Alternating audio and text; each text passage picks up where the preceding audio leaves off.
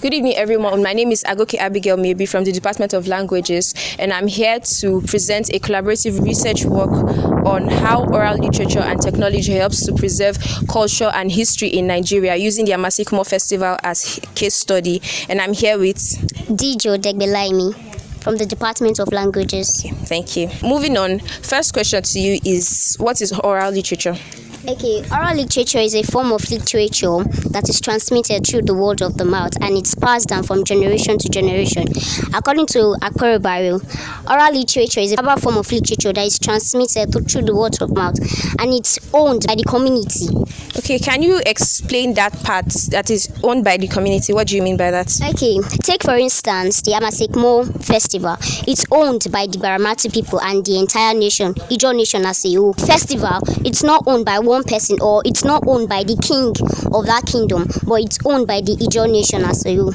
Okay, so this means that this oral piece, which is the Amaseikumor Festival, is not owned by one particular person, but by a group of persons. Is that what you mean? Yes. Okay, thank you. Moving on to my next question. Please, can you briefly discuss the Amaseikumor Festival as a literary artifact?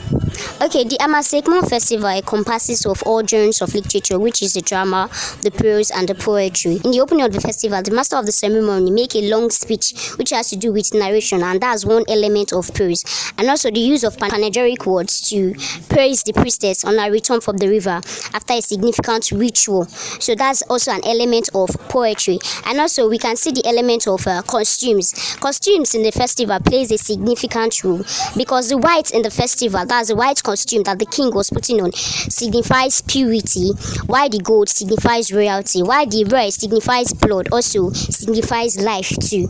And also the black masquerade that was used in the festival also signifies that the masquerade is chasing the evil away from the land. So those are the elements and the genres of literature we can find in this particular festival.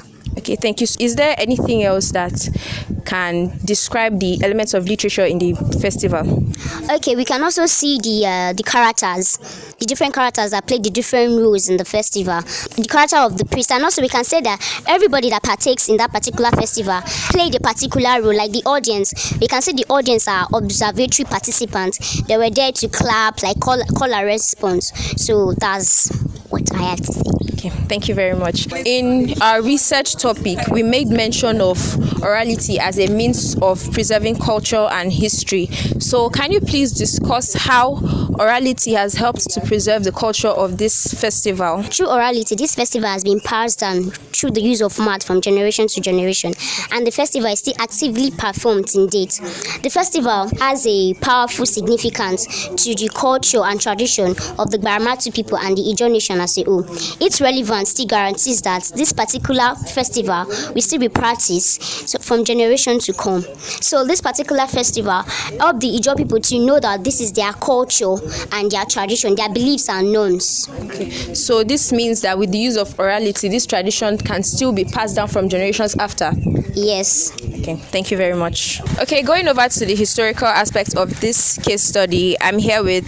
My name is Godspar Solomon from the Department of History and International Relations. Okay, thank you, Godspar Solomon. Okay, so my first question to you, what is history? History is the study of past events. According to E.H. Carr, history is the dialogue between the historian and his facts. It is a continuous communication or interaction between the present and the past. Okay, thank you very much. Can you briefly talk about the historical background of the Amaseikumor Festival? The Amaseikumor Festival of the Baramatu people was introduced 14 AD.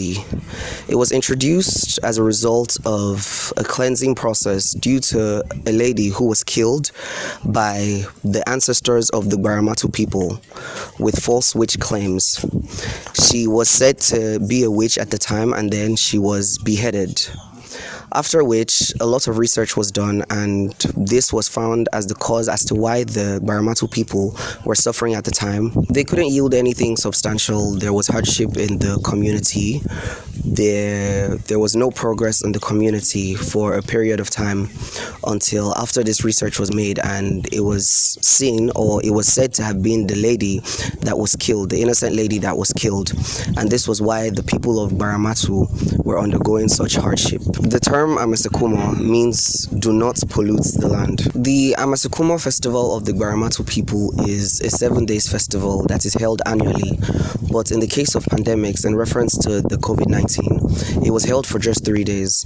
This festival is held in the time frame of March and April in the year, and there are various activities that take place during this festival.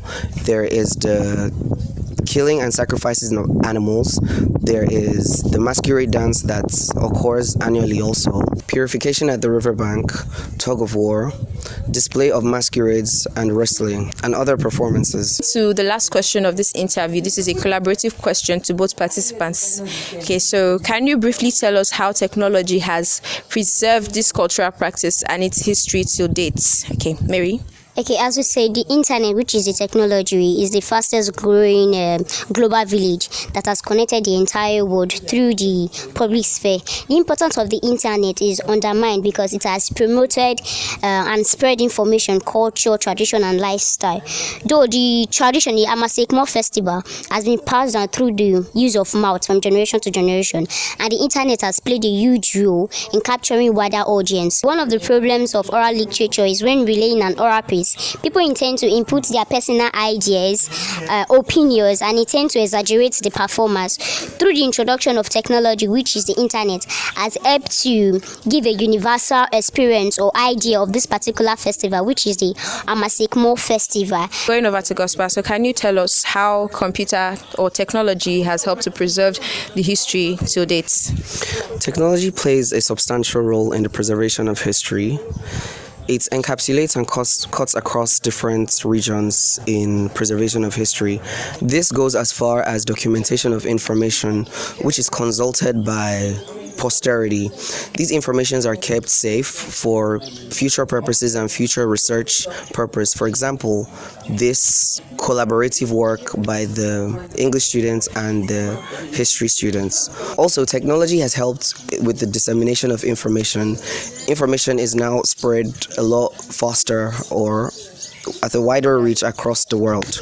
In addition, the internet has made information more accessible, and also through the use of these various social media, which is the YouTube, the Facebook, and Google, we can easily access this information for our personal use. Okay, guys, we have come to the end of this interview, and we hope that this interview has been informative and impactful. Thank you very much. I remain Agoke Abigail Maybe.